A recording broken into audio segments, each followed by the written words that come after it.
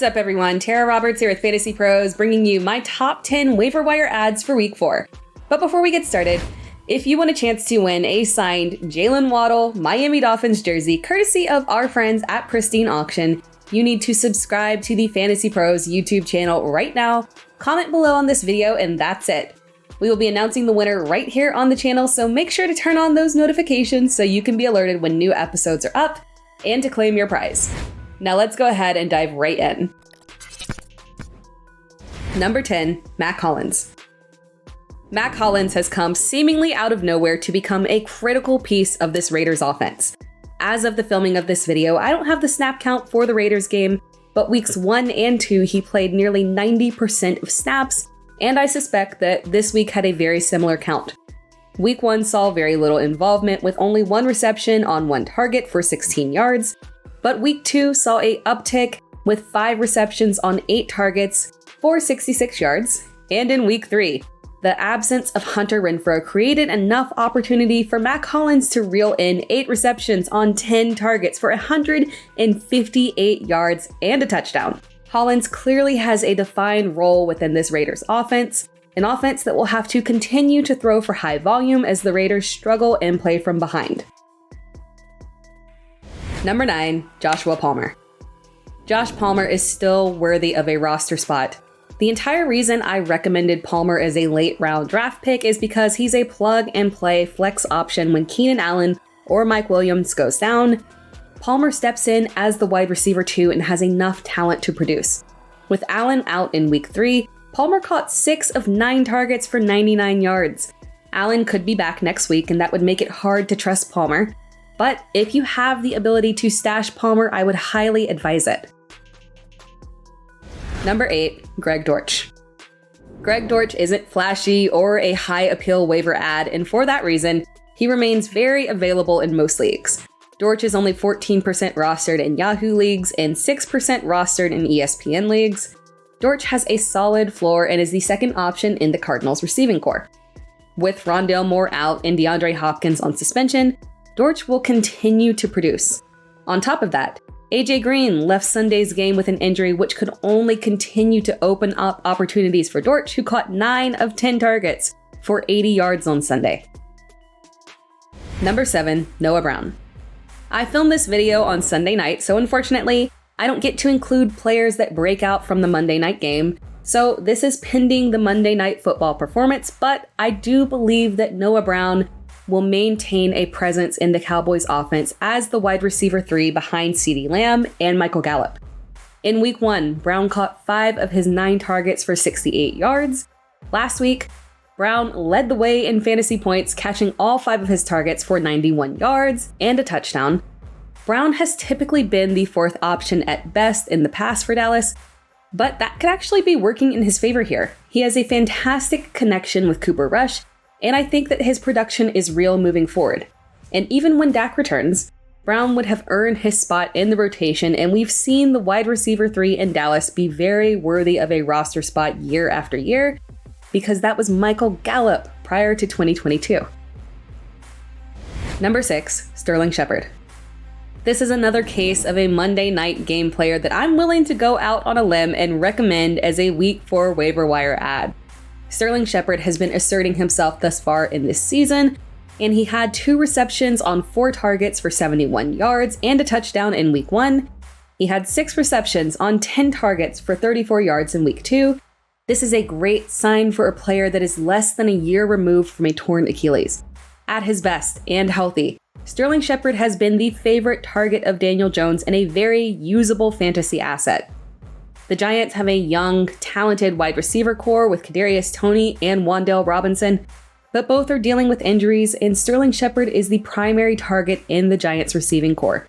Depending on his Monday night performance, he could be higher on this list.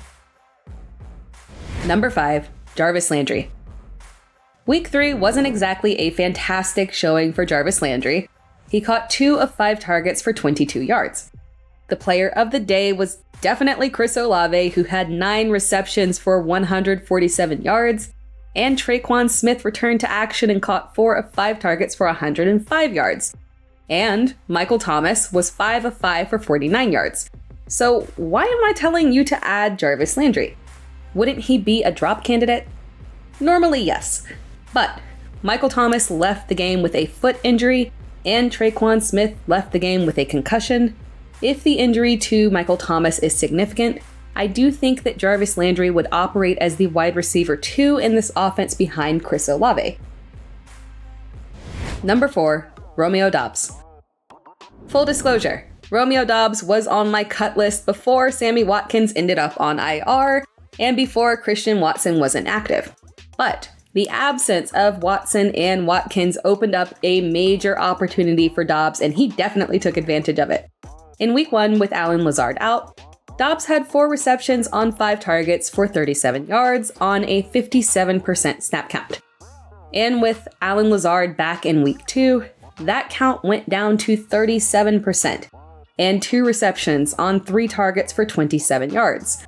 So, with a full active receiving core, Dobbs just didn't see the opportunity to really make an impact. But with a very depleted receiving core in week 3, Dobbs caught all 8 of his targets for 73 yards and 1 touchdown. If he's earned the trust of Aaron Rodgers, he can continue to make an impact and be a flex option, especially with an upcoming schedule of New England, who just gave up 4 passing touchdowns in a game against Lamar Jackson.